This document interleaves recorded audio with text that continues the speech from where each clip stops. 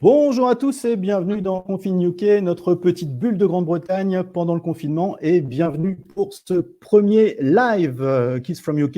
Et pour ce premier live, on a un invité extraordinaire. On a Franck Tillier qui est avec nous. Normalement, on va le retrouver ici. Salut mon Franck. Salut Jean, ça va? Bonjour à Ça tous. va et toi? Coucou. Ça va bien? Comment tu vas? Bah bien, voilà, confiné dans mon bureau à longueur de à longueur de journée, mais bon, j'ai l'habitude, c'est un peu mon quotidien tout au long de l'année, donc finalement ça se passe plutôt bien le confinement.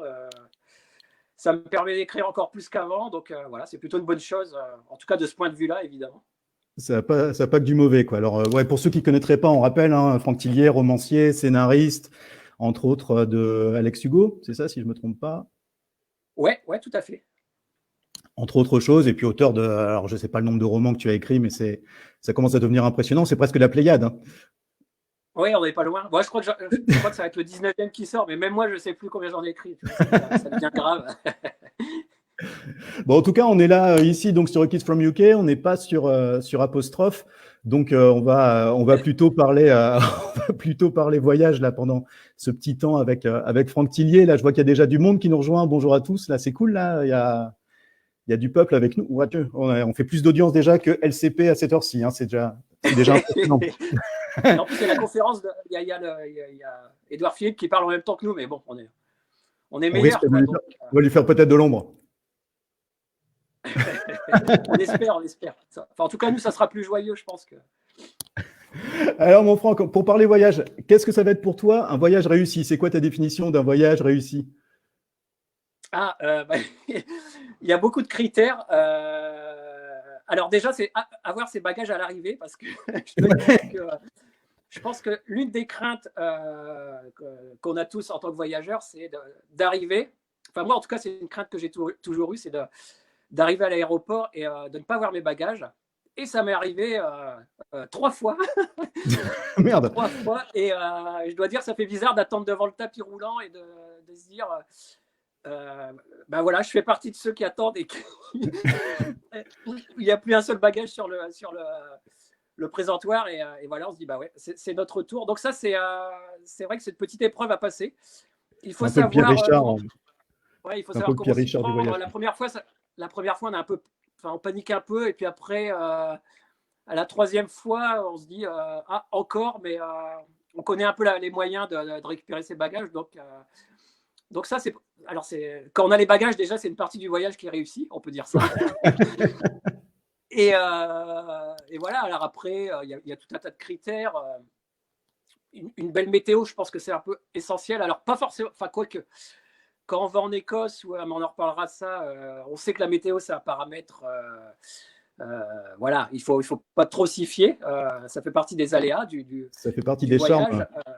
Ouais, ça dépend. En fait, ça dépend. Le voyage, ça dépend ce qu'on veut y faire, en fait. C'est-à-dire que si on veut bouger, si on veut découvrir du paysage, si on veut se reposer.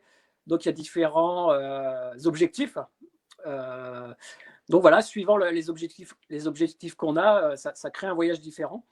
Et puis, évidemment, finalement, un voyage réussi, c'est quand le voyage est conforme à ce qu'on en pensait.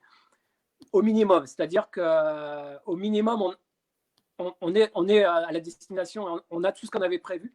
Et après, d'en prendre un peu plus plein les yeux, plus que ce qu'on imaginait, là, c'est encore mieux. Et voilà, c'est ça. Et revenir avec, évidemment, un tas de beaux souvenirs de voyage et d'anecdotes, parce que cette histoire de bagages, finalement... ça fait partie des souvenirs, quoi, au final. C'est pas rigolo, mais ça fait vraiment d'excellents souvenirs. Et d'ailleurs, en Écosse, c'est je crois que c'est la première fois où on a eu le tour, c'était là, quoi. C'était en arrivant à Édimbourg, pas de bagages, et on partait en déplacement tous les jours, en road trip, en fait, de destination en destination. Donc ça a été une grosse galère pour récupérer les bagages, mais finalement, ça crée vraiment un bon souvenir. Voilà, les aléas et les petits pépins qu'on peut avoir dans le voyage, ça permet ça rend le voyage beaucoup moins lisse, en fait. Ça donne de l'action. On aime tous ça aussi. Oui, non, mais c'est ça. Puis ça change un petit peu de la routine, quoi. C'est embêtant, la routine. Oui. Bah, surtout Après, il y a des personnes qui aiment bien un peu la routine dans le voyage. Les personnes qui n'ont pas de routine au quotidien et qui ont voilà, une grosse fatigue, un gros stress, partent en voyage. Et là, pour vraiment se poser, ça m'est arrivé voilà, pendant une semaine de ne pas trop bouger de l'endroit où j'étais, voilà, de siroter des cocktails à longueur de journée. C'est pas très bon pour le foie. Mais enfin voilà, il y a ça aussi dans les voyages. C'est comme je disais, ça se prête à un état d'esprit à un moment donné, à ce qu'on veut découvrir. Donc voilà, je dirais presque que c'est comme les romans. Il y a le voyage, il y a un voyage par personne, en fait, par personnalité. On peut toujours trouver le voyage qui va nous plaire, quoi. Ouais, non, mais c'est sûr qu'il y a plein de possibilités de voyager, quoi. Et toi, du coup, en voyage, tu recherches quoi? C'est varié, comme tu disais, des fois, tu aimes bien te poser aussi, ou t'aimes bien partir plutôt à l'aventure, Oui. un petit peu, en mode road trip, ou tu mélanges un petit peu les deux?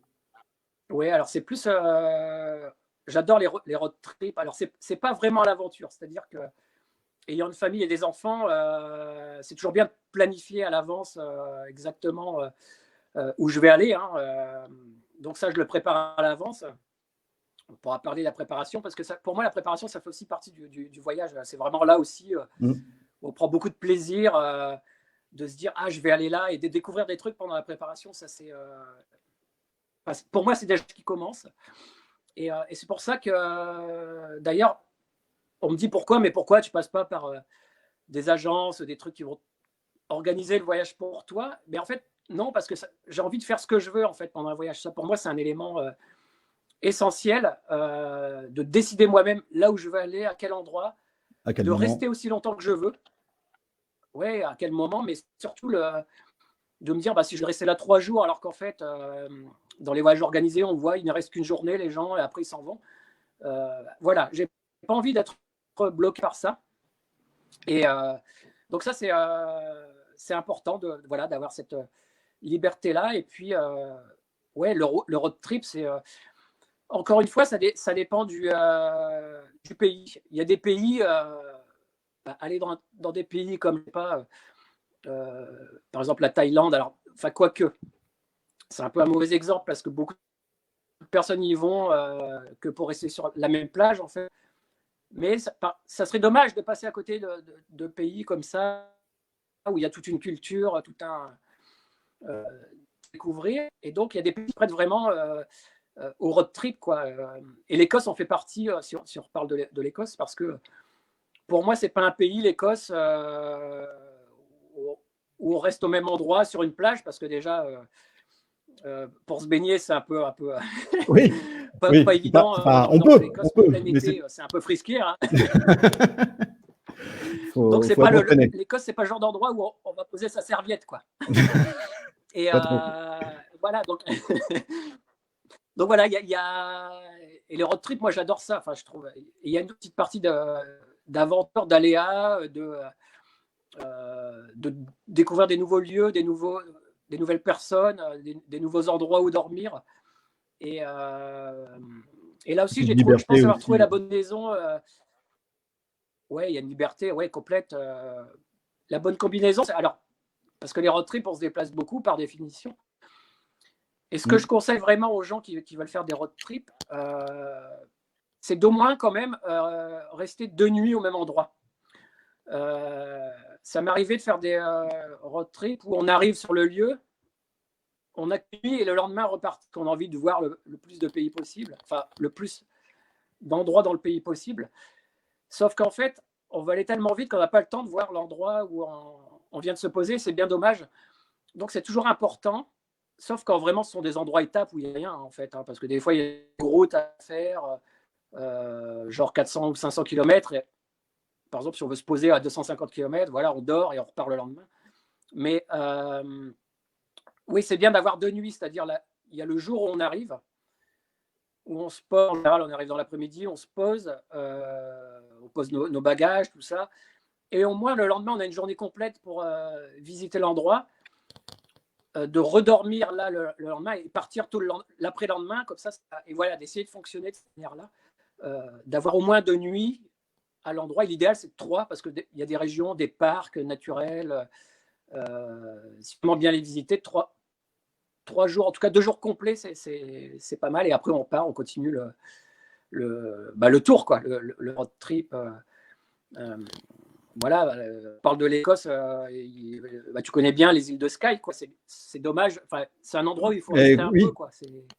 Et oui, non, mais c'est vrai que c'est quelque chose qu'on voit souvent passer dans les forums ou autres, hein, des gens qui prévoient 1-2 journées sur Skye, mais c'est vrai que, bon, alors je dis pas que c'est pas faisable, hein, mais clairement, on rate plein de choses en n'y séjournant pas effectivement au moins 2-3 jours, et c'est valable pour plein d'endroits, en Écosse comme ailleurs, hein, où effectivement, des fois, séjourner au moins 2 nuits, comme tu dis, pour pouvoir profiter un petit peu d'une journée pleine sur place, c'est quand même un conseil qu'il faut bien retenir, parce qu'effectivement, c'est quelque chose qui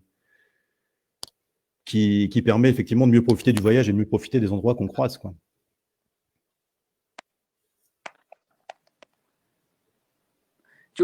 Tu m'entends bien? Ça marche bien le son là? Alors il y a un petit, des fois ça lag un petit peu, je crois, mais apparemment les gens t'entendent. Les gens ont bien entendu ton histoire du cocktail sur la plage.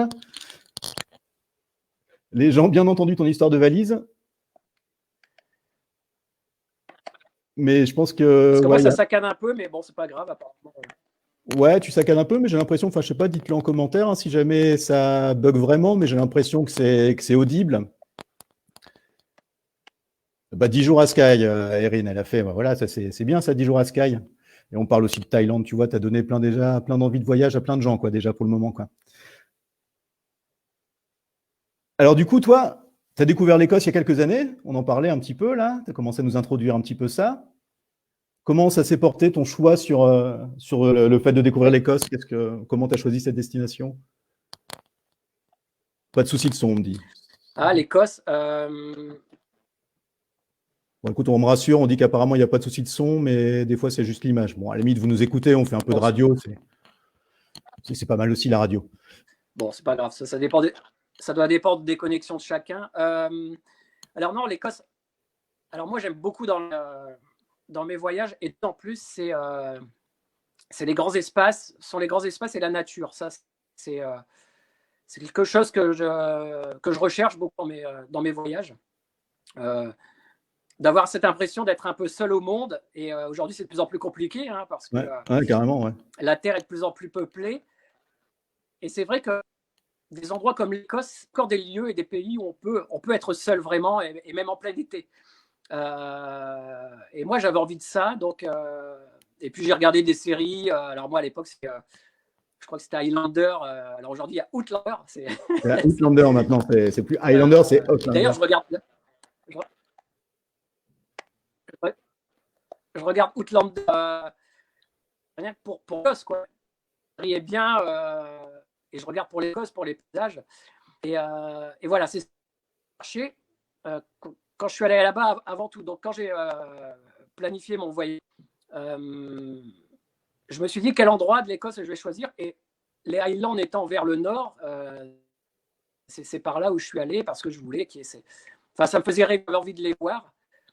Et c'est extraordinaire. Alors, ce qui est génial avec l'Écosse, c'est que c'est tout proche de chez nous. Hein. Ah oui, c'est à côté, ouais. 1h30 d'avion, on y est, quoi. Et ça, c'est quand même. C'est à côté. Et vraiment, c'est un pays qui vaut le coup. Moi, ça m'a fait. J'ai plein de souvenirs. Je crois qu'il se marquer les couleurs sont les couleurs. J'ai jamais vu des paysages aussi contrastés. L'herbe, la couleur de l'herbe m'avait beaucoup marqué d'un vert incroyable. Et avec les nuages, il y a toujours des nuages en Écosse. Hein, on n'a jamais le grand ciel bleu. Et donc des ciels toujours très nuageux et qui créent vraiment des contrastes extraordinaires. Moi, ça m'a fait. C'est génial quand on aime prendre des photos plus. Ça a créé mes plus belles photos. Donc, je garde ce souvenir-là. Et puis, il y a toute la mythologie de l'Écosse, évidemment. Les châteaux, le Loch Ness aussi. Voilà, c'est une terre de légende. Une terre de l'or. C'est génial. Donc, vraiment, je conseille aux gens d'aller en Écosse. Presque autant que je les conseillerais d'aller en Irlande aussi, parce que c'est vrai qu'entre les deux, mon cœur balance. C'est très difficile de dire lequel des deux pays je préfère. parce que les deux ont à la fois des points communs, ils sont très différents, mais ils ont en tout cas en commun cette lumière, ces contrastes et ces paysages incroyables qu'on trouve que là, j'ai l'impression. Non, c'est clair que c'est les destinations du Nord qui permettent ces beaux petits paysages, quoi. C'est vrai que l'Écosse, comme tu disais aussi, moi je trouve que c'est vrai que c'est l'imaginaire de l'enfant qui prend vie un petit peu, je trouve, quand on arrive dans ce pays-là. On a été baigné par ça, par Tintin, par des séries, par les légendes du Loch Ness, tout ça. Et c'est vrai que quand on arrive en Écosse, finalement, je trouve qu'il y a un petit peu tout ça qui prend vie devant soi. Je trouve ça, ce côté aussi très émouvant du voyage en Écosse.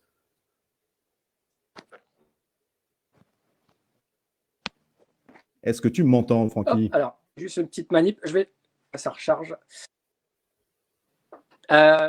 Ouais, l'Écosse, voilà, c'est donc ça, mais je pense que j'y retournerai. Mais les îles de Skye, moi, ça m'avait vraiment. Je crois que ça fait partie des plus beaux paysages qu'on puisse voir.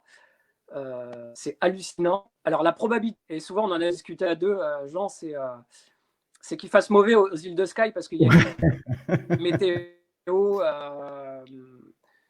particulière qui fait pleuvoir, il peut pleuvoir et il doit pleuvoir 330 jours sur 360. Et les 30 jours où il pleut pas, c'est là où je suis. Tu m'as toujours énervé parce que à chaque fois qu'il est bleu. Ouais, c'est vrai que j'ai pas eu. Ouais, j'ai peut-être eu une demi-journée de pluie sur mes différents. C'est pour ça qu'il faut y rester. Ouais.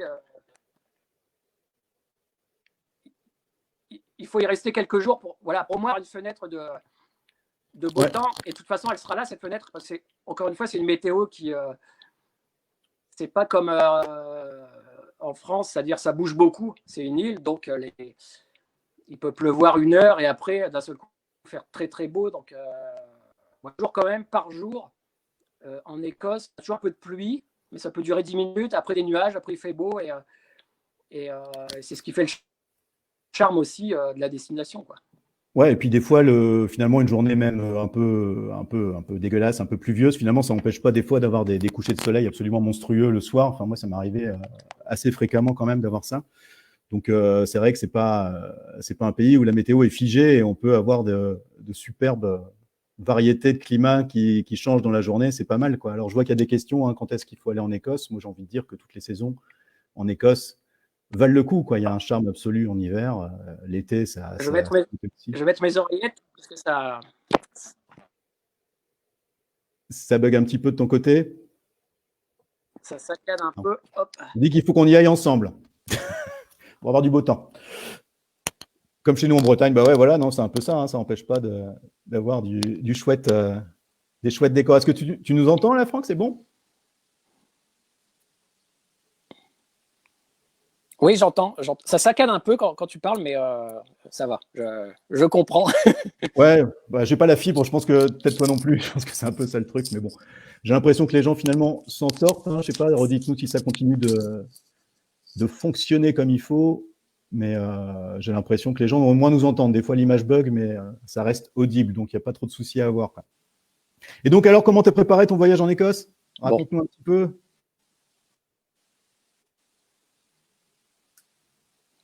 Comment j'ai préparé quoi? Ton voyage en Écosse, comment tu l'as conçu? Je sais que tu nous as ressorti un petit peu comment je l'ai préparé? Oui, alors... Oui, mais de manière générale, en fait, la préparation d'un voyage, alors ça, c'est aussi pas mal utile. Je pense qu'on peut discuter de ça. Pour moi, il y a 3 préparations d'un voyage. Il y a 3 éléments essentiels. C'est là, alors, si on se déplace à l'étranger, on parle de voyage à l'étranger, pas en France. C'est l'avion, le moyen de déplacement sur place et les logements. Et ça, c'est vraiment les 3 choses que je regarde en premier. Alors, toujours regarder en premier, en tout cas, c'est un peu de l'expérience que j'ai, c'est d'abord le billet d'avion, c'est-à-dire c'est ce que je réserve en premier, suivant les dates auxquelles je vais aller en voyage, souvent l'été ou pendant des vacances. Voilà, de prendre des dates. Alors, il y a des petites astuces. Par exemple, c'est pas mal de prendre un mardi ou un mercredi, en tout cas en semaine, des billets d'avion qui sont souvent moins chers plutôt que de dire je vais partir du samedi au samedi. Si on a la possibilité de partir en semaine, il vaut mieux faire ça. Et voilà, et parfois de jouer un peu sur le retour à 1 ou 2 jours près, ça peut diviser vraiment, enfin il peut y avoir des écarts énormes sur les prix des billets d'avion. Et donc parfois ça revient moins cher de rester une journée de plus sur le lieu du voyage que de revenir absolument. Donc ça, c'est la première chose à faire. Alors moi, ce que je fais souvent aussi, c'est que je réserve une voiture parce que étant en mode road trip, et je fais souvent ça sur Internet. Donc pareil, une fois que j'ai réservé mes billets, je réserve la voiture. Ça marche toujours très, très bien. Il ne faut pas avoir peur de réserver des voitures. Vous la réservez sur un site Internet, n'importe quelle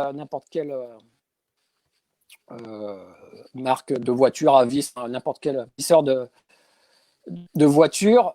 Et souvent, ils sont dans l'aéroport, donc vous savez où les trouver en arrivant. On récupère la voiture très simplement et on part comme ça.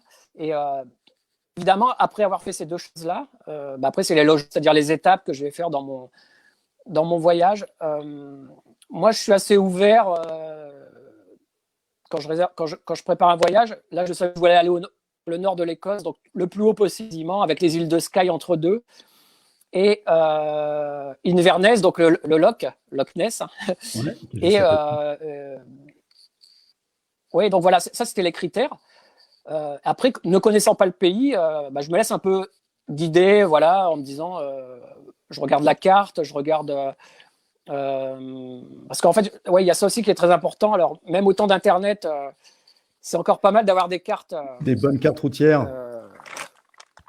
Oui, parce que pour préparer, une fois sur place, on sent qu'on a le GPS, mais c'est vrai qu'au moment de la préparation, pour connaître un peu les distances, avoir un visuel très, très bien défini, d'avoir la carte.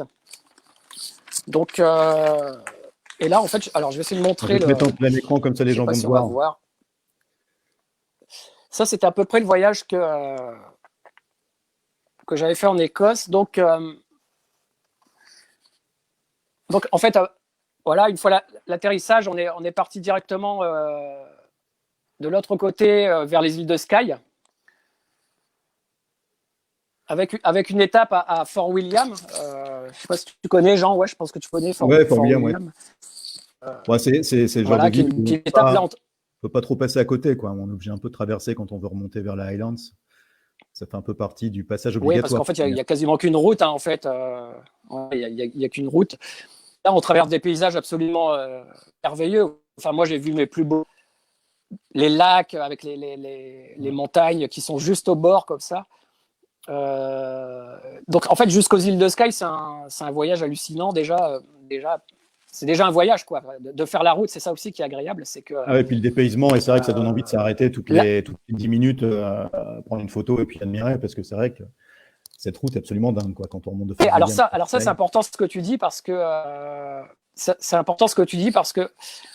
on a tendance à négliger ça quand on prépare son voyage. C'est-à-dire, on regarde les kilomètres, on se dit, il y a 300 kilomètres, donc j'atterris, je récupère la voiture et on dit, je vais mettre 3-4 heures en fait pour aller à ma destination. Sauf qu'en fait, on a envie de s'arrêter tout le long. Donc ça, il faut bien de dire finalement que pendant un road trip, dans des pays comme l'Écosse, si on a 150 km à faire, on va s'arrêter très souvent parce qu'on va avoir envie de prendre des photos tout le temps. Et donc, c'est pour ça que je dis que c'est toujours bien de rester deux nuits, en fait, parce que sur la carte, on prévoit d'arriver à midi, mais en fait, on arrive à 4 heures parce qu'on a pris des photos tout le long. On n'a pas envie de rater ces paysages-là. Donc, ça, c'est ça aussi, il faut en tenir compte. C'est pas une course, un road trip. Donc, la route est un voyage, quoi. C'est ça, le vrai voyage, c'est la route. Et donc ça, il faut vraiment en tenir compte de ce temps-là, en fait, qui est nécessaire et qui fait du bien, parce que c'est là où on enrichit, où on prend toutes nos photos. Et puis après, une fois qu'on arrive sur place, on découvre le lieu un peu à pied, tout ça. Mais donc voilà, les îles de Skye. Après, ce qu'on voulait, alors en général, les gens en Écosse, ils font une boucle quand ils font le nord comme ça. C'est qu'ils reviennent ils vont jamais plus haut que Inverness, en fait. Et je trouve que c'est dommage parce que tout ce qui est Highlands, en fait, c'est au-dessus. et c'est là où on n'aura personne, et c'est là où il y a des paysages complètement hallucinants. C'est lunaire hein, qui là-bas. sont dingues. Ah, c'est lunaire. Et moi, je me souviens en plein mois d'août, on arrive dans des villes comme il y a quoi comme ville Ullapool, là, c'est ça, Ullapool, genre de ouais, ville. sur la côte ouest, tout à fait.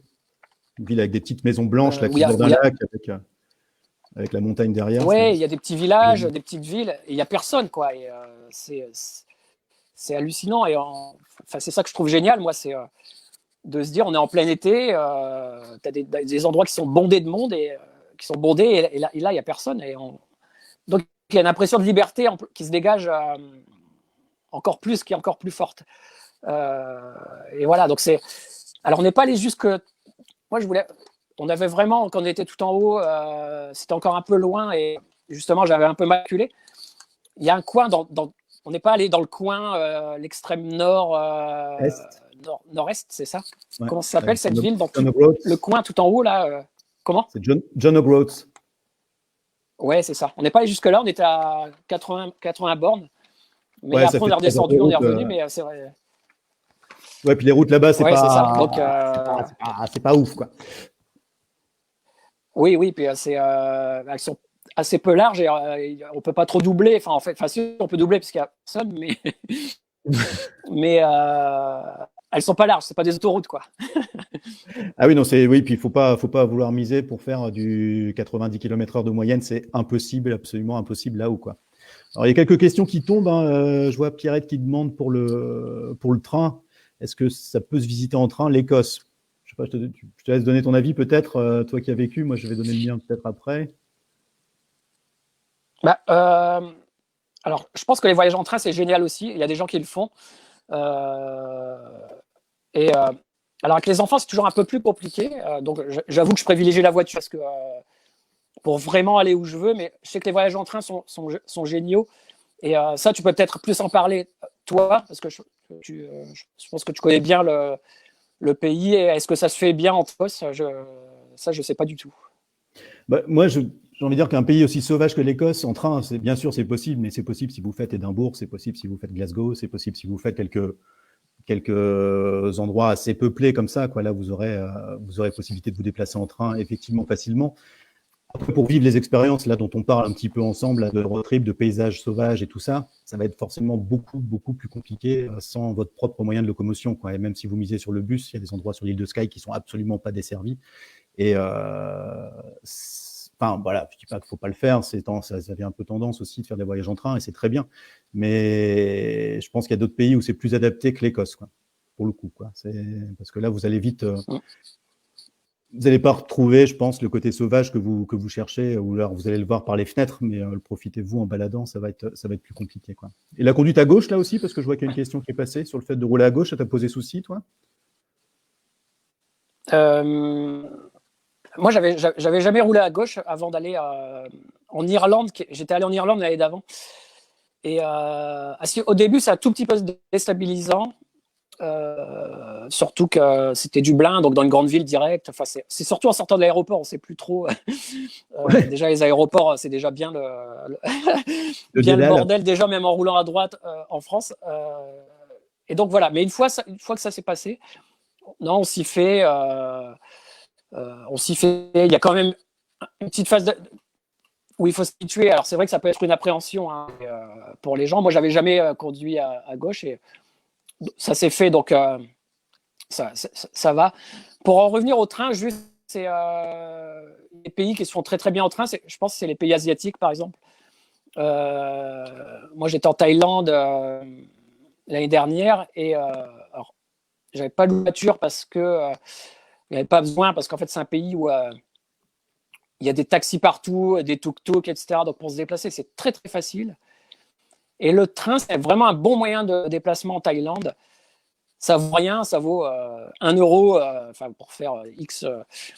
Et ça se permet de se déplacer de grande ville en grande ville. L'inconvénient, c'est qu'ils sont très, très longs, quoi. Vous pouvez mettre une journée pour aller à 2 grands endroits de Thaïlande. Alors, alors, je ne sais plus le nom de la ville, mais c'est une ville qui est très, très visitée, où il y a tout un tas de temples. En avion, c'est 1 heure, mais c'est très cher. Et en train, c'est 12 heures. Et en général, les gens dorment dans le train et le réservent depuis la France. Ils réservent leur et c'est un train de nuit, donc ils dorment dans le train, ils se réveillent le matin, ils arrivent. Et ça vaut rien, ça vaut genre 10 € par personne. Et là, c'est pareil, ça fait partie du voyage aussi de vivre ça. Bon, après, c'est pas le TGV. Hein. Ouais, j'imagine. Un peu plus rustique. Ah, il y a Jacques Saucé qui nous rejoint. Salut mon Jacques.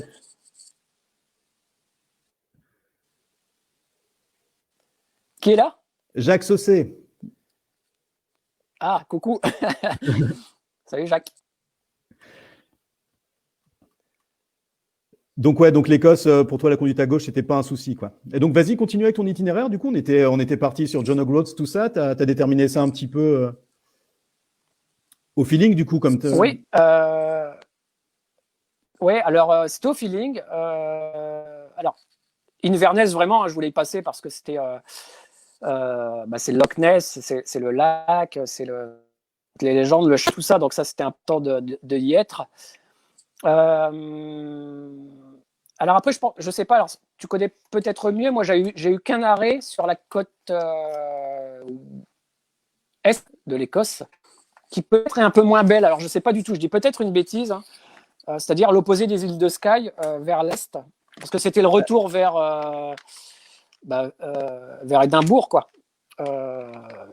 C'est une côte, je la connais moins, on a eu qu'une étape là, c'était Broca, je crois, une ville qui s'appelait Brocas. Mais il m'a semblé que c'était un peu plus industriel et elle est un peu moins, ouais, elle est urbain. un peu moins réputée parce que il y a pas mal d'industries pétrolières en fait qui se développent sur cette côte est, qui font que les paysages sont un peu moins sauvages, effectivement un peu plus peuplés. Alors après, ça n'empêche qu'il y a quelques coins sympas sur la côte est, hein, mais effectivement, de façon générale, si vous découvrez l'Écosse la première fois ou vos premiers voyages, partez plutôt essayer d'explorer la côte ouest, qui est plus dans l'imaginaire qu'on se fait, que la côte est, qui par endroits peut être peut-être un petit peu décevante, hein, ou en tout cas qui va pas vous donner la magie au départ que vous pouvez rechercher pendant le voyage. C'est à faire, mais faire un peu plus tard quand vous avez déjà exploré un petit peu. J'avais fait un endroit qui était que j'ai trouvé extraordinaire. Alors, je sais pas si tu connais, c'est Aviemore. Oui, c'est dans les Cairngorms. C'est dans ouais, c'est Glenmore Forest Park. Enfin, ouais, c'est ça, Cairngorms National Park. Et c'est incroyable cet endroit. Alors, ne le connaissant pas, j'avais réservé pareil que de nuit, mais j'y serais bien resté plus longtemps. Ça fait un peu, enfin pas station balnéaire, mais en tout cas, j'ai l'impression de ville comme ça au milieu des bois avec des lacs magnifiques où les Écossais vont passer des vacances. Ils sont à vélo, ils sont en famille. Et c'est pareil, il y a des paysages, mais alors c'est pas des montagnes, c'est des lacs, des forêts, puis une impression de calme et d'être au milieu de nulle part, mais où il y a justement un peu d'activité pour les enfants. Bon, on peut louer des vélos, on peut faire sûrement faire du canoë, enfin ce genre de choses. Et j'ai eu cette impression-là, c'est-à-dire il y avait l'Écosse des Highlands, l'Écosse des îles de Skye et enfin toute la côte, quoi, en fait. Et puis cet endroit-là qui était qui était un peu comme les Landes. Alors ça n'a rien à voir avec les Landes, mais qui est un peu ce genre de paysage un peu paisible comme ça au milieu ou d'une forêt en plein. Ouais, complètement. La France, enfin j'avais trouvé extraordinaire. Ouais, puis alors dans les Cairngorms, il y a aussi des endroits où c'est très montagneux, hein. Du côté de Braemar, tout ça, là, il y a pas mal de montagnes, mais effectivement, le côté d'Aviemore, là, est plus, effectivement, ouais, un peu les Landes, ça correspond bien au truc, quoi. Effectivement, il y a pas mal de lore avec entouré de sapins et de belles petites forêts ou de petits bois. Il y a des super lores aussi là-bas à voir. Là, il y a le lore Anne Island, il y a le lore Morlish qui est assez incroyable aussi, puisqu'il a une plage de sable fin absolument improbable pour un loch de pleine terre, quoi. Donc il y a vraiment des chouettes coins aussi dans les Cairngorms, qui sont pas une région qui est forcément très très exploitée ou visitée en tout cas, mais c'est une chouette comme étape, par exemple au cours d'un road trip, c'est une chouette idée.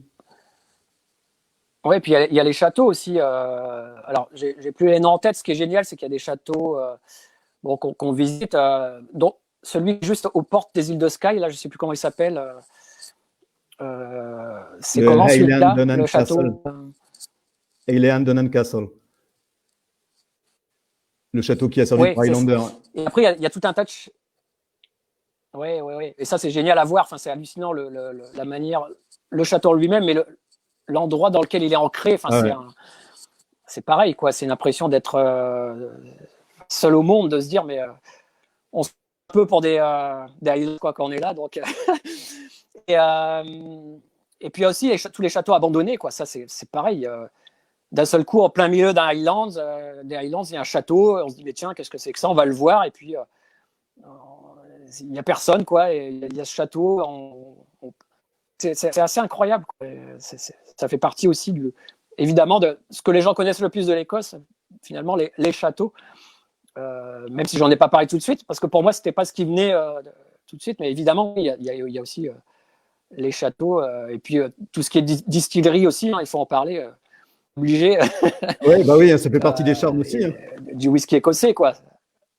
Eh oui, Ah oui. bah, et il y a de quoi faire. Hein. Il y en a, enfin, je ne vais pas dire qu'il y en a tous les 500 mètres, mais c'est vrai que là, quand même, de ne pas pouvoir voir une distillerie pendant son voyage en Écosse, c'est presque mission impossible. Hein. Oui, en plus, c'est laquelle, celle des îles de Skye? C'est Talisker, je crois. Oui, tout à fait. Oui, c'est ça. Ouais. Qui est très sympa à visiter. Pareil, le cadre aussi là est plutôt chouette hein, autour de la distillerie Talisker. Il y a de quoi aussi bien au niveau gustatif qu'au niveau paysage, il y a de quoi se régaler. Eh oui.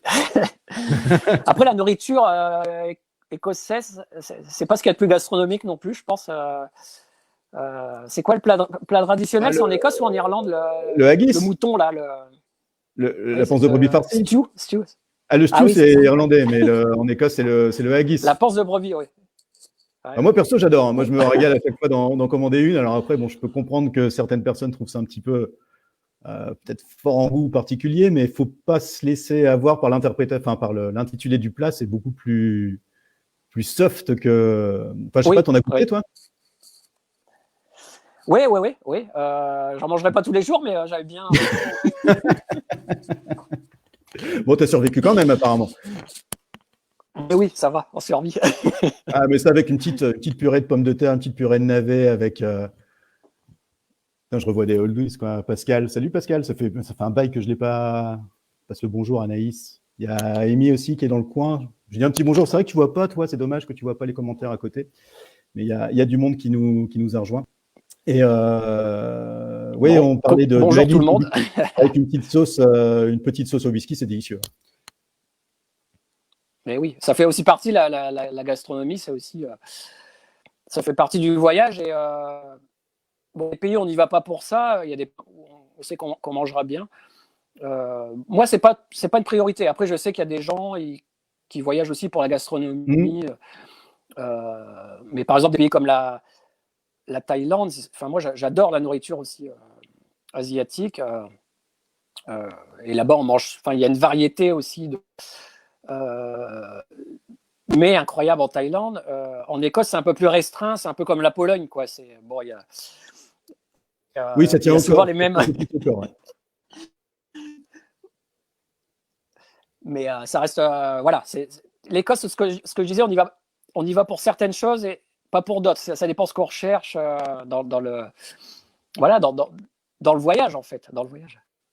Ouais, bon après il y a quand même des restos, je vois Hélène là, qui rappelle effectivement, là, il y a quand même quelques restos quand même gastronomiques qui sont plutôt exceptionnels, hein, notamment sur l'île de Skye, il y a les Three Chimneys là, qui sont un lieu absolument dingue au niveau culinaire aussi, donc il y a quand même des gens qui savent cuisiner en Écosse, hein, n'ayez pas non plus peur. Et effectivement, c'est bon, oui, c'est pas toujours de la grande cuisine, mais en tout cas, c'est des fois souvent de la cuisine fraîche, en tout cas, qui est faite avec pas mal de produits locaux, je trouve. Ils sont assez sensibles à promouvoir. Ouais, carrément, mais j'adore, hein, moi, ça. Ouais. Leurs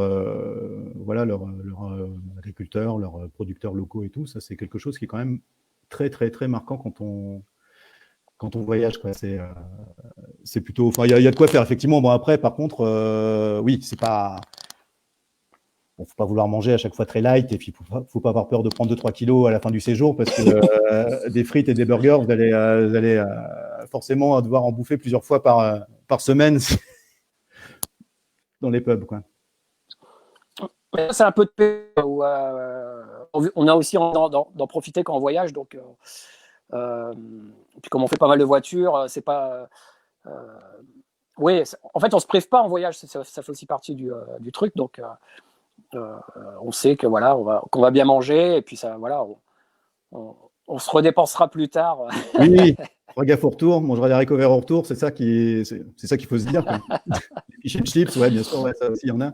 La soupe dans les potes, Ah je oui, vois, oui. il y a quelques souvenirs de Jack Potatoes aussi, on parle, là, il y a plein de gens qui, leur soupe, waouh, du pangolin, on me demande, non, je pense que du pangolin, c'est pas, peut-être en Thaïlande, mais pas en Écosse. Ouais, on va oublier le pangolin. Mais il y a de quoi faire, quoi. Et c'est quoi le souvenir le plus marquant, du coup, de ton road trip écossais, là, s'il y a une image qui te reste en tête? Ah, c'est les îles de Skye, vraiment, hein. Enfin, c'est un paysage hors, c'est presque, enfin, c'est hors du temps, c'est hors de, on a l'impression d'être à la préhistoire. Enfin, c'est un truc enfin, moi, j'ai adoré ce paysage-là et ouais, très marquant, quoi. S'il y a un endroit vraiment, bah, les gens y vont, hein, de toute façon, mais ouais, c'est vraiment très joli et ouais, des paysages extraordinaires. Et bah, toi, tu as des belles photos aussi. Tu pourras partager ça aussi avec les gens qui voient Ouais, vous bien pouvez aller les voir, hein, à quoi alors ça ressemble les îles de Skye, quoi. pour ceux qui connaîtraient pas le site, ça s'appelle le Kiss from UK. Il y a plein de régions de Grande-Bretagne dont je parle. Et effectivement, sur l'île de Skye, vous pouvez voir quelques petites photos qui sont, c'est Franck qui le dit, hein, qui sont pas trop mal. Mais oui, en Mais c'est plein vrai que Skye, soleil avec un beau ciel bleu, je sais pas. complètement. Enfin, c'est vrai que c'est un endroit fou, quoi. Alors il y a toujours un peu des petites polémiques entre guillemets sur Skye parce que c'est vrai que ça devient très très touristique, mais je pense quand même que c'est une étape. Enfin, c'est quand même un endroit qui est quand même un incontournable d'Écosse, quoi. Enfin, je pense pendant un séjour. Alors, je sais pas toi si tu avais du monde au mois d'août à Skye, comment c'était quand tu y es allé? Non, ça allait. Il y avait pas, franchement, il n'y avait pas d'impression que ce soit saturé, hein. Beaucoup de touristes en Écosse, c'est très très relatif en fait. C'est pas du tout pareil que la Côte d'Azur. Donc, on a l'impression, oui, de vide, même sur Sky. Hein, alors, ça a peut-être changé. Moi, j'y suis allé il y a peut-être 6 ou 7 ans. Donc, destinations vers lesquelles les gens commencent à aller, mais comme l'Islande, etc. Donc, ça a peut-être changé, je ne sais pas. Mais en tout cas, à l'époque, non, il n'y avait pas. Il y avait pas fou là. Il y avait plus de gens que dans les Highlands, hein, mais franchement, ça allait. Il y a encore des Oui, c'est endroits ça, où on peut être seul. ça reste relatif. Et Les effectivement, photos, l'île de il n'y a Skye, c'est personne, grand, quoi. hein. Je suis complètement d'accord. Non, mais en fait, c'est vrai que l'île de Skye, alors il y a une péninsule, la péninsule tout au nord de Portree, là, qui est la péninsule de Trotternish, qui concentre pas mal d'endroits, le Kirreng, les Old Man of Storr, les Ferry Glen, tout ça, enfin, qui sont des endroits un petit peu magiques de Skye. Mais c'est vrai que si on se perd un peu sur l'île de Skye, on peut trouver des endroits absolument démentiels où pour le coup vous serez complètement seul, quoi. Donc même en plein été, il ne faut pas avoir peur d'y aller, quoi. Et Amy, alors je sais pas, il y a Amy que j'embrasse et qui nous demande si, enfin, moi personnellement, je ne voyage pas en kilt, mais elle demande si toi tu as porté le kilt pendant tes trajets. Il y a Philippe aussi qui demande ça. Et non, malheureusement, mais un kilt, c'est super lourd, hein. Je crois que ça doit faire une vingtaine de kilos. C'est pas juste la robe, enfin, l'espèce d'image qu'on a de la robe. Et puis, Oui, parce que ça servait à l'origine aussi de couverture pour pouvoir dormir dehors. C'était à la mais fois un habit et un abri. puis il y a les cornemuses aussi. Alors ça, c'est extraordinaire. Euh, C'est-à-dire qu'il y a des musiciens qui se mettent au bord qui vont se mettre en haut d'une falaise ou au bord d'un paysage comme ça, et qui vont jouer de la cornemuse. Et enfin, c'est incroyable. Il y a ça aussi ça porte, ça soulève, ça prend aux tripes. Enfin, moi, j'adore aussi cette musique-là. Et voilà, ces airs-là aussi font partie du pays et nous ramènent un peu en arrière. Voilà, c'est ça. Enfin, vraiment, c'est une destination. Les gens, en général, il n'y a pas besoin d'aller loin, quoi. Voilà, c'est pas très loin. Je pense même qu'on peut y aller. Bah, toi, tu vas en. Moi, j'y vais en avion, mais toi, j'y vais en voiture. Tu vas en voiture, toi, quasiment. J'y vais en voiture, ouais. Ouais, Alors, ouais. j'ai la chance d'habiter effectivement dans le nord, hein, donc le port de Calais, c'est à. On a de la chance. On est presque voisins avec Franck, quoi. Donc ouais, le port de Calais, c'est à 1 heure et quart de route de chez moi. Donc effectivement, je peux faire un départ le matin tôt, genre 4-5 heures du matin, partir, prendre le bateau vers 6h30. Et j'arrive à dormir dans le sud de l'Écosse le soir même à 18h, j'y suis. Donc c'est aussi jouable en voiture pour ceux qui habitent plus ou moins dans le nord ou à 2-3 heures de route peut-être d'un port, c'est jouable, quoi. Après, c'est vrai que si on habite peut-être plus la moitié sud de la France en voiture, ça va peut-être être un peu plus compliqué et faire perdre un peu de temps de trajet, mais en moitié nord de la France, Paris, tout ça, il y a vraiment, je pense, pas trop de soucis à remonter en voiture. Ça évite la location, ça évite des fois un petit peu le. Puis ça permet de prendre ce qu'on veut dans la bagnole, quoi, du coup, quoi. C'est vrai que ça, c'est pas mal aussi, quoi. Et ça t'a donné envie d'y retourner, toi, du coup? Ouais, ouais, je pense que je vais retourner. Ouais, enfin, l'Irlande, l'Écosse, la Grande-Bretagne, enfin, l'Angleterre connaît moins finalement, c'est ce qui est un peu paradoxal, mais ne serait-ce qu'en voyant, on en a déjà discuté, enfin, il y a tout l'Angleterre, même en tant que telle, il y a Ouais. des régions Ah bah oui. extraordinaires, donc et, surtout que c'est pas loin, donc ça peut se faire sur 4 ou 5 jours. Alors, enfin, quand je dis ça peut se faire, c'est pas visiter tout le pays, mais en tout cas, c'est des voyages. C'est pas comme aller en Thaïlande où déjà il y a presque 24 heures de voyage en tout, hein, pas en vol d'avion, mais quand on met tout bout à bout. Alors que là, l'Écosse, voilà, toujours en parlant d'avion, voilà, on peut y aller en 1h30, 2 heures, et puis passer 3-4 jours et revenir, quoi. Et, c'est des vols qui sont pas trop chers en plus, c'est des compagnies low cost. Et donc voilà, ça peut se faire sur des temps très courts, et donc ça permet d'aller explorer des endroits. Je veux dire, les îles de Skye, alors c'est peut-être un peu plus loin, mais moi je me souviens qu'en Irlande, quand on avait atterri à Dublin, tu pars le jour même, tu atterris à Dublin, et 3 heures après, tu es dans le Connemara, quoi. C'est un truc. Ah oui, oui. Ah ouais, tu peux. Et ça, c'est hallucinant de se dire ça. Tu es dans le Connemara avec les lacs, tu as les montagnes, et voilà. Donc ça, c'est ce qui est ce qui est génial, quoi. C'est tout proche d'ici, et on est complètement dépaysé et on est ailleurs, quoi. Ah oui, c'est clair que c'est des destinations assez faciles, quoi. En Grande-Bretagne, il y a des endroits, du coup, que tu as en tête, ou c'est une envie comme ça sans avoir défini de projet, ou il y a des endroits, peut-être en Angleterre, au Pays de Galles, que tu as déjà un petit peu Tu m'en as un peu coché sur la parlé. liste? De ce fait, à partir un peu vers le sud, là. Mais tu m'as parlé d'une. Enfin, il y a un endroit toute la côte sud, là, vers le sud-ouest, là, tout ça, par là.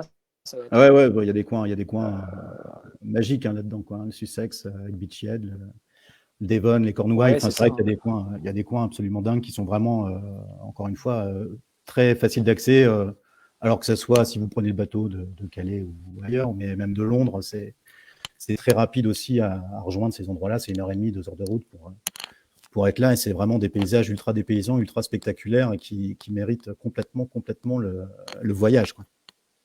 On m'a demandé si Esteban jouait de la cornemuse.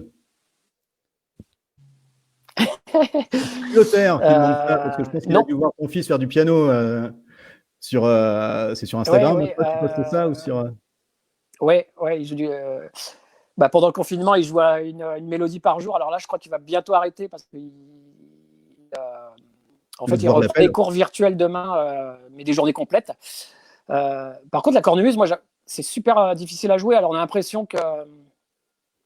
Moi, j'avais regardé la possibilité de jouer cette année-là en se disant il faut souffler et puis jouer du pipeau, quoi. Mais non, en fait, c'est super balèze. Enfin, j'avais même regardé que ça fait partie des instruments quasiment les plus difficiles à jouer, en tout cas, si on veut bien le jouer. C'est pas d'autant le souffle, hein, parce que la gonflée, bon, voilà, on peut, mais c'est finalement le boîtier qu'il faut pour jouer. Quelque chose d'harmonieux. J'aurais aimé, j'aurais aimé en jouer. Bon, après, c'est pas le truc que tu joues en appartement non plus. Sauf si t'aimes pas tes voisins. Ouais, c'est ça. Pour le confinement, c'est pas terrible. Ouais, non, c'est fou là si tu joues de la cornemuse.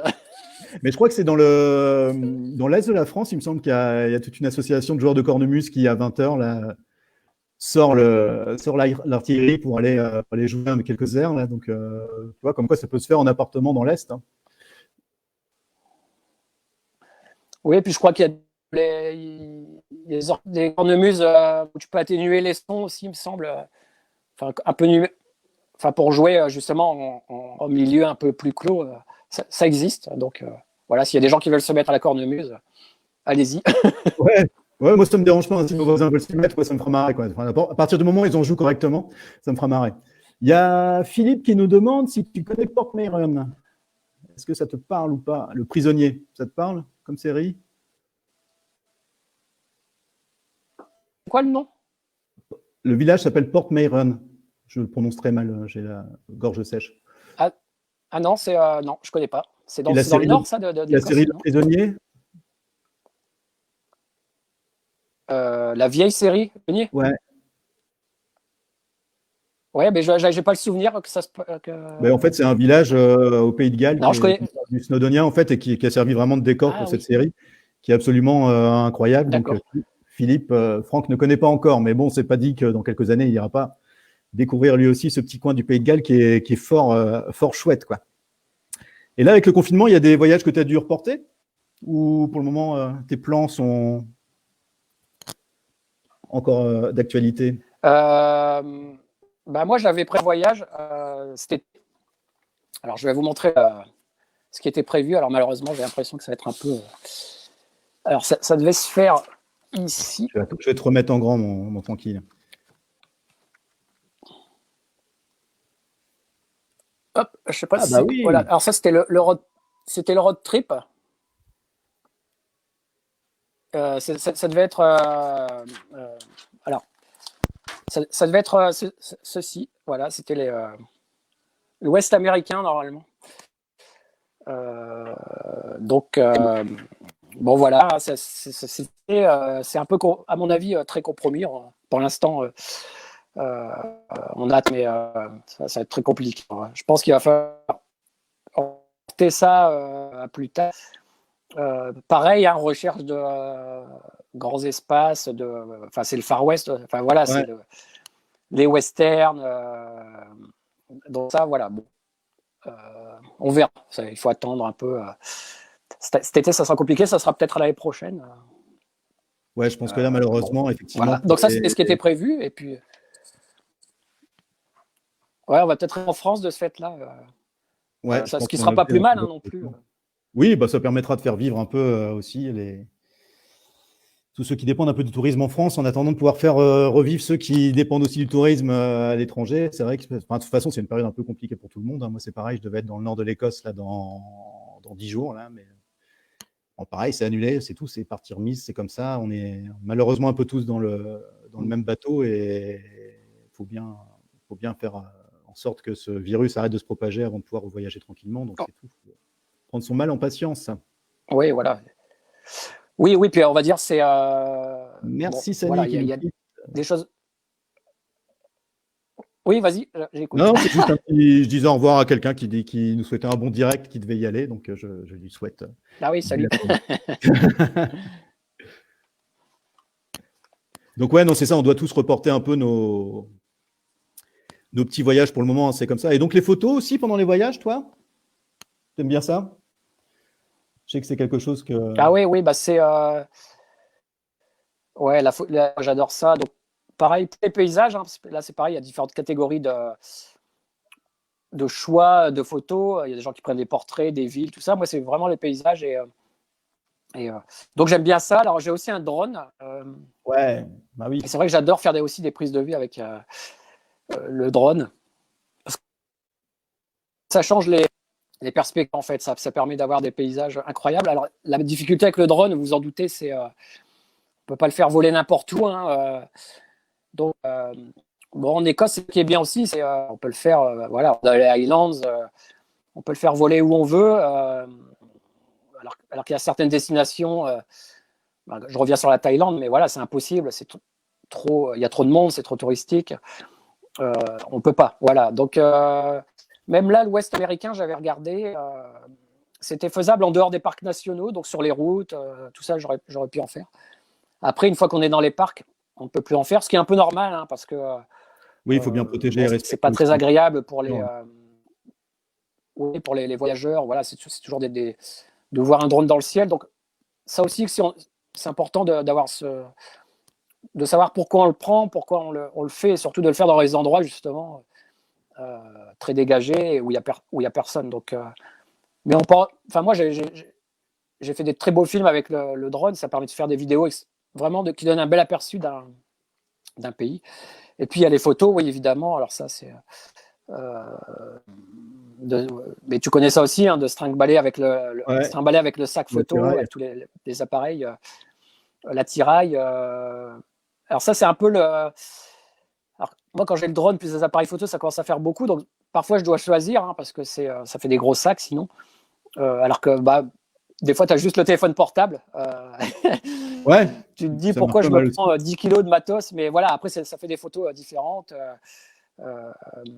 Ça donne des choses différentes qu'on ne peut pas forcément faire au portable, quoi. Quelqu'un qui dit que dans le Cambrésis, il y a pas trop de monde et on a de superbes endroits. Oui, dans le Nord, on peut encore faire des trucs Ouais, il y a encore des sympathiques. endroits un petit peu calmes, quoi. Et est-ce que les voyages, ça t'inspire pour les romans? C'est quelque chose qui te sert dans l'écriture ou c'est des trucs que tu gardes un peu en tête? Ou alors, du coup, tu coupes complètement quand tu voyages? Si, ça sert. Alors, je m'en sers pas au moment où je fais le voyage et pas dans ce but-là non plus. Je choisis le voyage parce que voilà, j'ai envie de cette destination-là. Par contre, tout ça, évidemment, ça se stocke, ça se met quelque part dans ma tête et ça, c'est pas impossible que ça ressorte, voilà, un jour. Et puis, ça permet de comprendre comment fonctionnent les gens, les cultures, les pays. Dans le jour, de toute façon, c'est de l'enrichissement sur la manière dont fonctionnent les gens, le monde, une culture, un continent. Donc voilà, ça, oui, ça inspire forcément et ça nourrit l'imagination, l'imaginaire.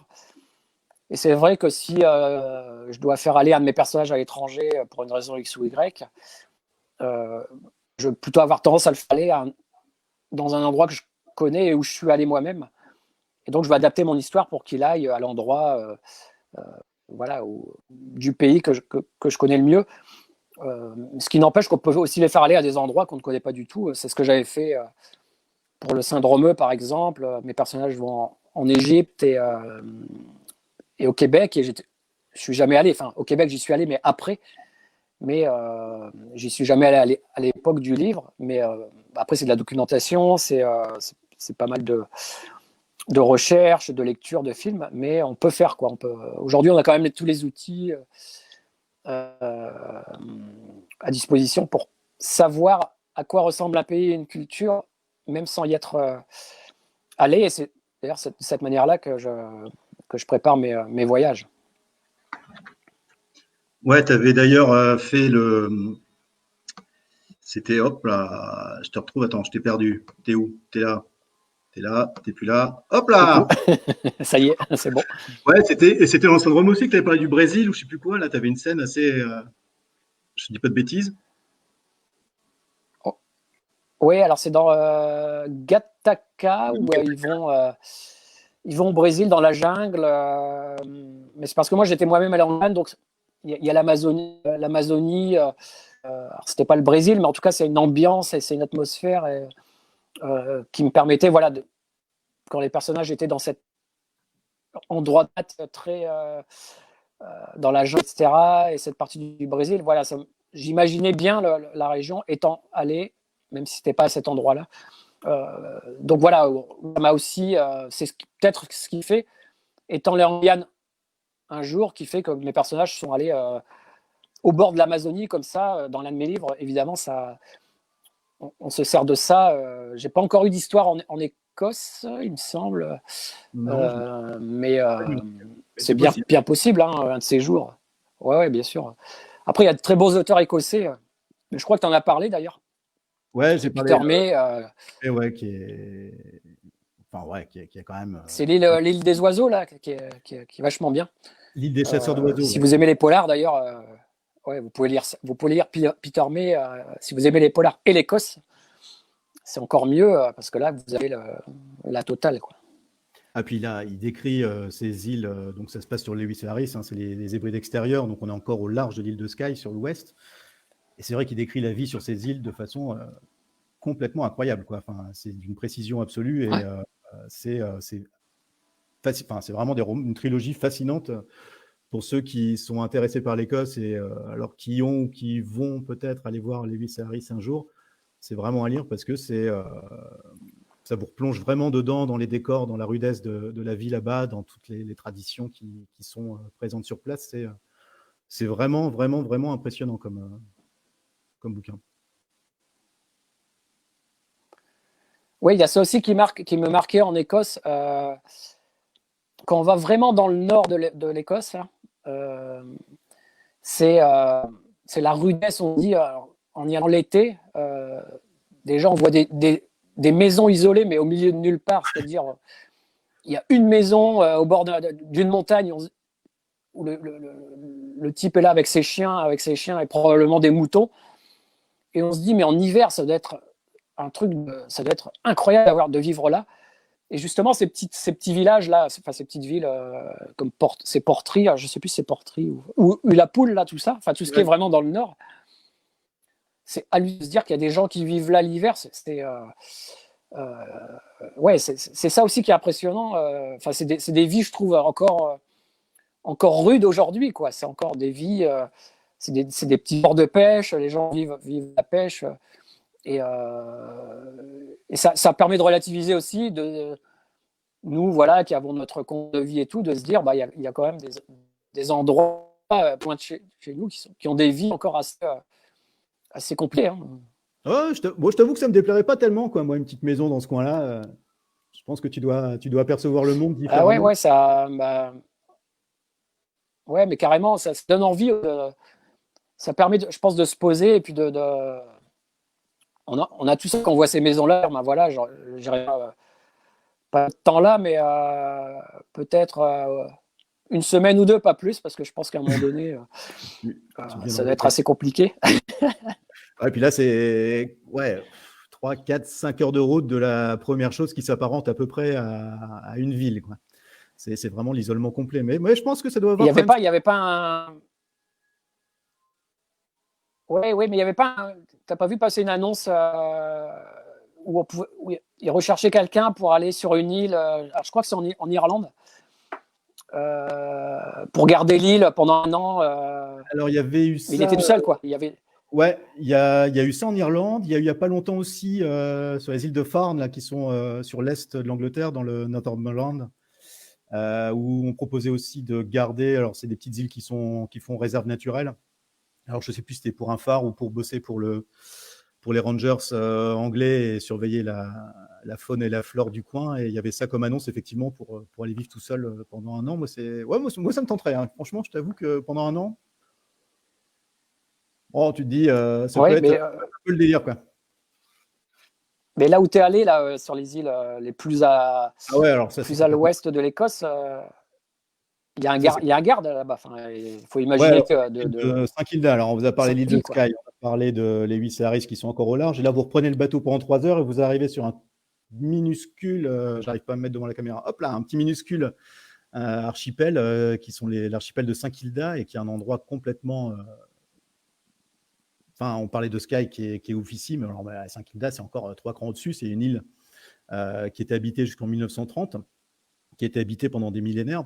Et en fait, en 1930, là, les habitants ont dit c'est bon, on n'en peut plus, parce qu'ils vivaient là juste à élever quelques petits moutons qui sont endémiques de cette région qui s'appelle les moutons de Soé.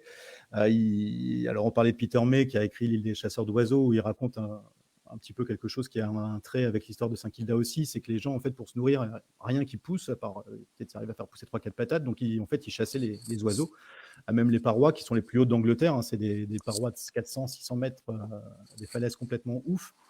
Et là, c'est une île donc complètement dingue où j'ai pu passer 4-5 jours, mais effectivement, sinon, au reste de l'année, il y a juste 2 rangers qui doivent habiter là.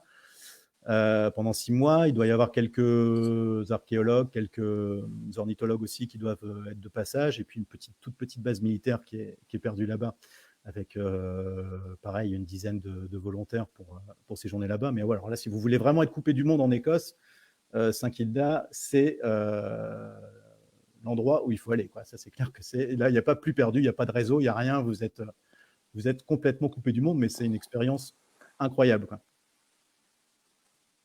On pourrait dire que c'est le rêve et l'enfer, quoi, je pense.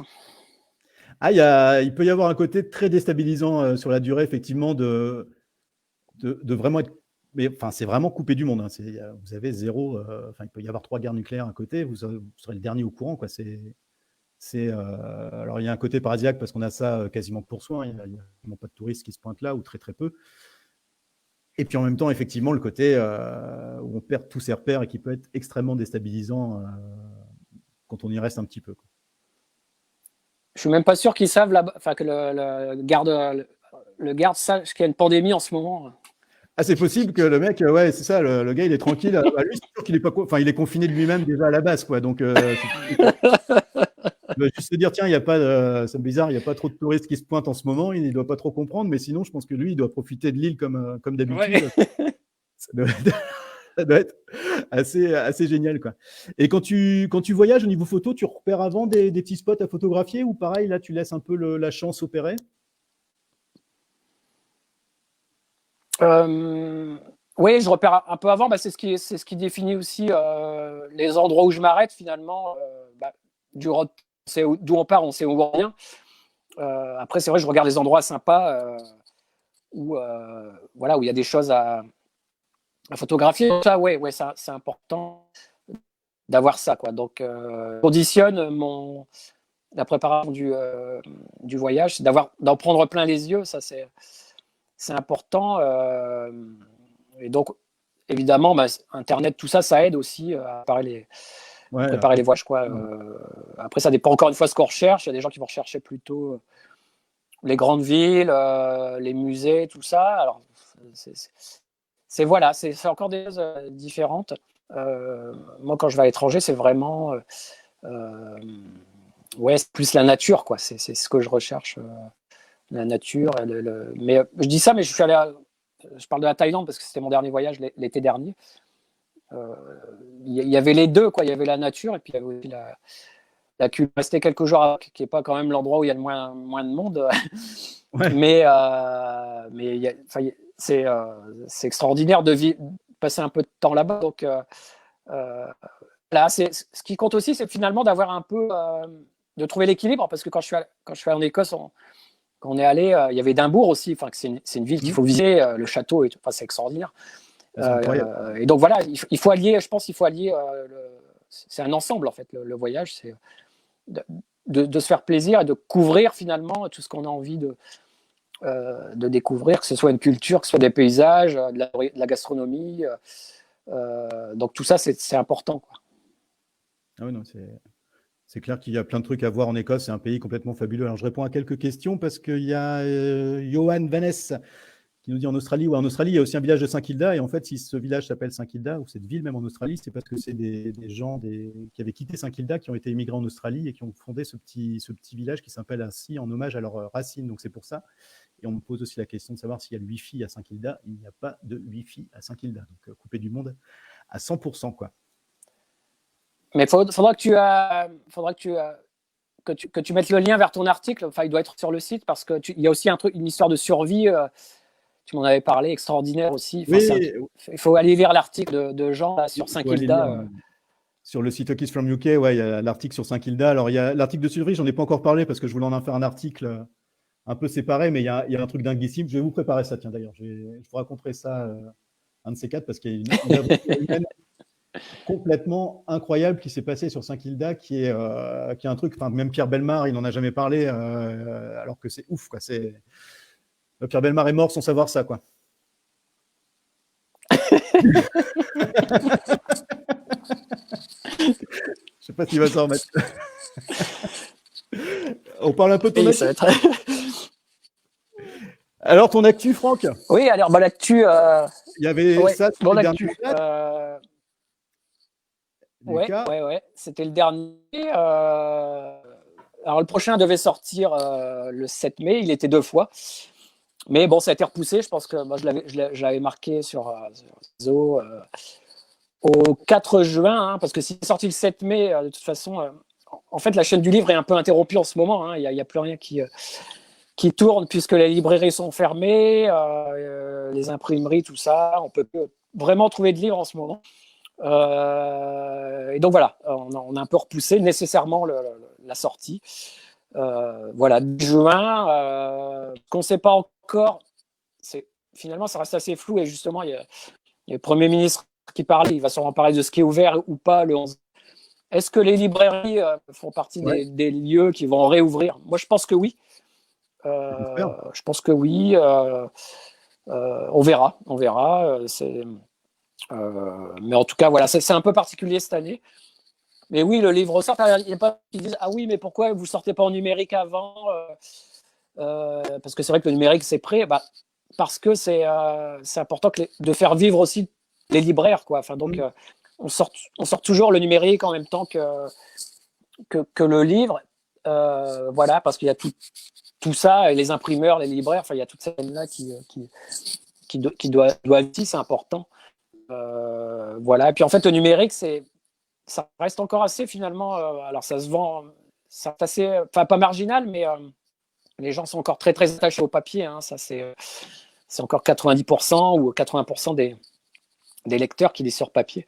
Donc voilà, il faut juste patienter un peu, ça fait partie de l'attente. Et puis, mais vous aurez plein de lectures, parce que c'est vrai que là, finalement, les gens sont un peu en manque. C'est l'occasion de vos piles de livres. Et après, tout va sortir en même temps, donc ça va être aussi un peu l'occasion de re-remplir folklorique cette année. Mais voilà, on va re-remplir la pile. Et puis, comme cet été, on ne pourra pas trop voyager, je ne sais pas trop comment ça va se passer, on aura le temps de lire aussi. Donc voilà, c'est pas plus mal. Ouais, et puis en plus, là, on a pas mal reparlé de toi aussi avec ça que tu avais signé il y a quelques années. Hein. Pandémia. Oui, Pandémia, oui, c'est un peu l'histoire du virus qui se répand. Il y a pas mal de similitudes avec ce qui se passe aujourd'hui, avec la recherche du casino, la phase 1, phase 2, etc. Donc tout ça, on était dedans. Mais c'est pareil, on le trouve plus, là, il est plus dispo, donc il faudra attendre un peu. Ouais, les gens liront à vous pouvez l'avoir à 99 €. Il y a des gens qui le vendent un peu, qui se font du. Il n'y a pas de petit profit, hein, donc il y a des gens qui toujours. Oui, pendant l'épidémie et pendant le confinement, on s'empêche les arnaques. Hein. Il y a des poches à 70 € si ça vous intéresse. Vous pouvez. Il faut vraiment en avoir envie. Hein. Attendez un peu avant de le racheter. Il sera disponible bientôt. Alors, dans les questions qu'on m'a posées un petit peu en amont, on m'a demandé le livre pour lequel tu avais pris le plus de plaisir à écrire.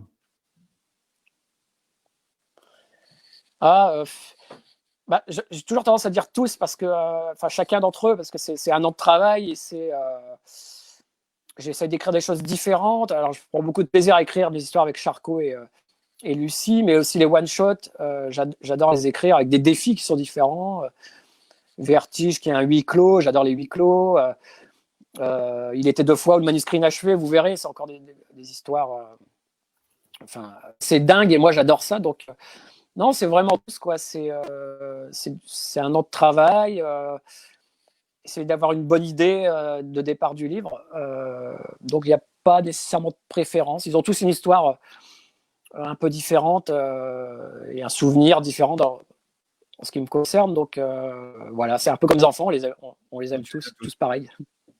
Il y a Émile qui te fait plein de compliments mérités et qui demande quel est ton écrivain préféré. Merci. Mon écrivain préféré, c'est ça? Ouais. Ah non, c'est...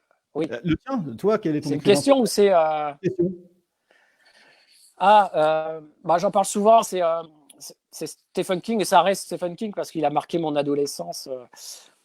Il brisait, voilà, c'est presque par lui que j'ai découvert les gros livres, en fait, à suspense, à frisson, je dirais en dehors de la littérature scolaire. Alors, je lisais des livres, mais pas aussi gros que ça et pas aussi effrayant, avec cet univers-là, et donc ça m'a beaucoup marqué.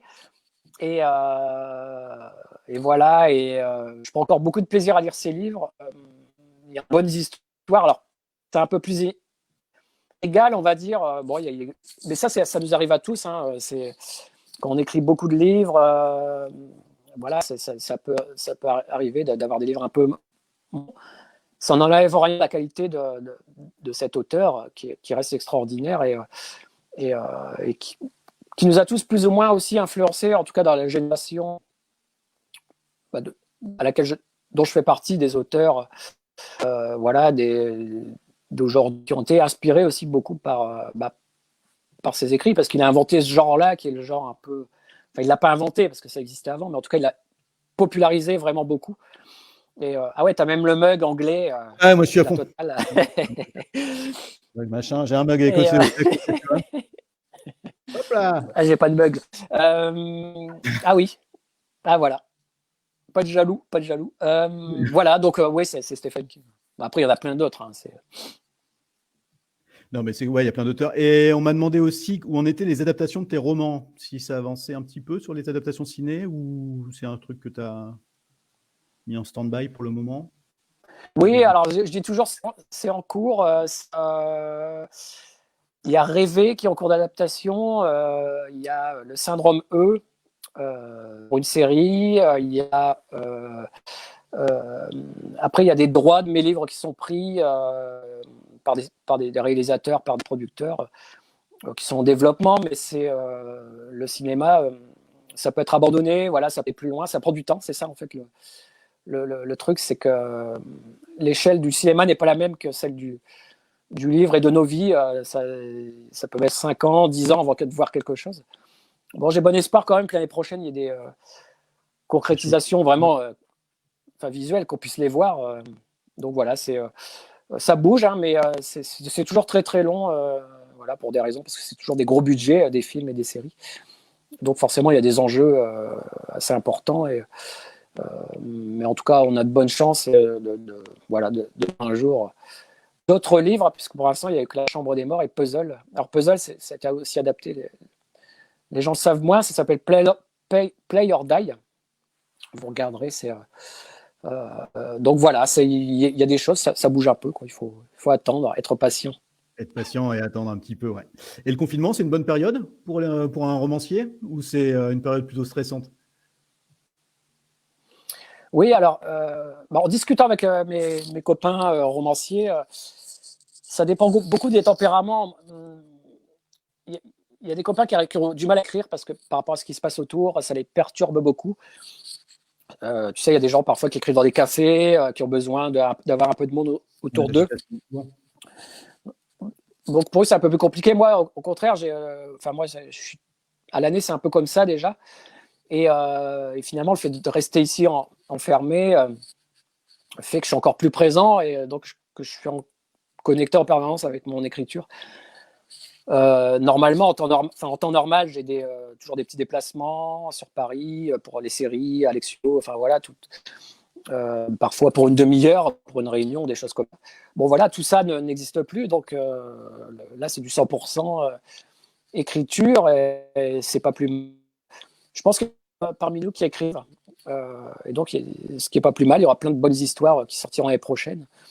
Voilà, avec probablement cette pandémie, ce qui se passe en ce moment, ça fera partie des histoires futures, en tout cas pas comme sujet principal, mais comme force des personnages. On va créer des personnages qui sont dans notre monde et qui seront dans ce monde-là aussi. Donc ils seront à l'image de ce qui s'est passé aujourd'hui, enfin qui se passe en ce moment. On me demande aussi si les BD vont continuer.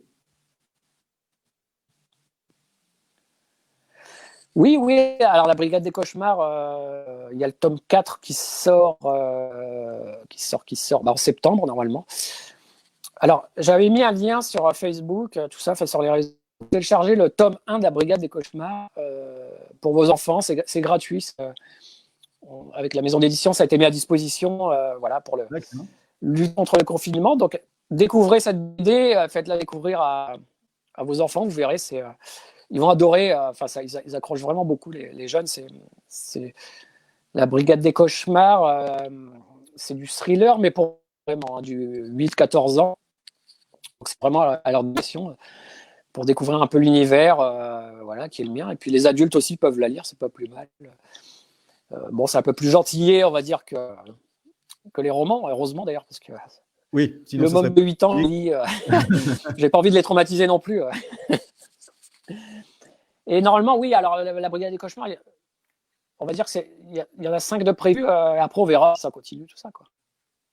Bon, c'est cool. Dernière petite question, Franck, c'est quoi la chose que tu as envie de faire quand le confinement sera levé? La première chose que tu auras envie de faire? Je crois que ça allait me promener, ça allait au bord de la mer, de la mer du Nord, donc dans les dunes, là, par chez nous. Ça me manque vraiment, parce que j'aimais bien y aller le week-end, j'y allais assez souvent et voilà, sur notre côte d'Opale, Cap Grinet, Cap Blanc-Nez, d'où on voit l'Angleterre d'ailleurs. On voit les côtes anglaises. À votre très près, ouais. Ouais, on les voyait vachement bien ces derniers temps. Et voilà, j'ai envie d'aller là-bas, quoi. Ça, c'est la première chose que je ferai, c'est retourner, de voir la mer, quoi. Ça me manque un peu. Prendre le large. C'est pas loin, hein, on est 400 km, mais on peut pas y aller. Ouais, c'est ça. C'est ça. En attendant, quoi. Et ouais. Merci beaucoup, Franck. C'était super de t'avoir là pendant. C'était un plaisir. On s'est dit une petite heure, tu vois, on a débordé un petit peu, quoi. Ah, voilà. J'ai fait gaffe, quoi, tu vois. Mais c'était vraiment chouette de t'avoir. Alors en plus, il n'en a pas parlé parce qu'il est modeste, hein, mais il fait aussi le magicien là sur sa page Facebook, sur son Instagram. Enfin, voilà, vous pouvez découvrir plein de facettes de Franck Tillier pendant le confinement. Il y a Esteban qui fait de la musique. On n'a pas vu ton épouse qui fait des plats, mais je pense qu'elle... Non, elle ne fait pas ça encore, non? Elle ne s'est pas mise à faire un blog culinaire? Ouais, elle est plus discrète. Elle pourrait largement, je l'embrasse. Valérie. Et, ça sera transmis. C'était vraiment chouette de passer ce petit moment avec toi, de parler un peu. C'était un plaisir. Que littérature, parler de voyage. Oui, ça permet de... Voilà, exactement. Ça nous permet de nous évader un peu, de sortir un peu des murs, là. Bah ouais, c'est ça, de rêver par la pensée, quoi. Et puis merci d'avoir fait cette première parce que du coup, tu as essuyé un peu les plâtres, mais j'ai l'impression que techniquement, ça a marché. Donc, mais c'était vraiment cool d'avoir ça m'allait. La petite invitation que je t'avais lancée. C'était vraiment un très, très, très chouette moment, quoi. Un beau petit dimanche après-midi avec toi. Pour moi aussi. J'espère que ça a plu à nos amis. J'espère. Les gens le diront en commentaire. En tout cas, c'était cool. Merci à tous aussi d'avoir été là pour ce rendez-vous. C'était chouette. Là, j'ai l'impression que vous êtes restés plutôt nombreux. Hein, là, je vois que les chiffres, c'est pas mal. On a passé un très beau moment ensemble. Moi, je vous dis à très bientôt. Je vais essayer de faire d'autres lives. Hein. On va essayer d'avoir d'autres invités, de faire des petits... Enfin, j'ai plein de petites idées. Je vous en parlerai vite fait sur la page Facebook. Et puis encore merci à Franck. Donc le 6 juin Il était 2 fois, c'est ça? C'était un plaisir. Oui. Et puis à très bientôt. Exactement. Prends soin de toi, prends soin de tout le monde. Prenez soin de vous. À très bientôt tout le monde. Ouais. Ciao. Oui. Prenez soin de vous. Ciao. Ciao. Salut.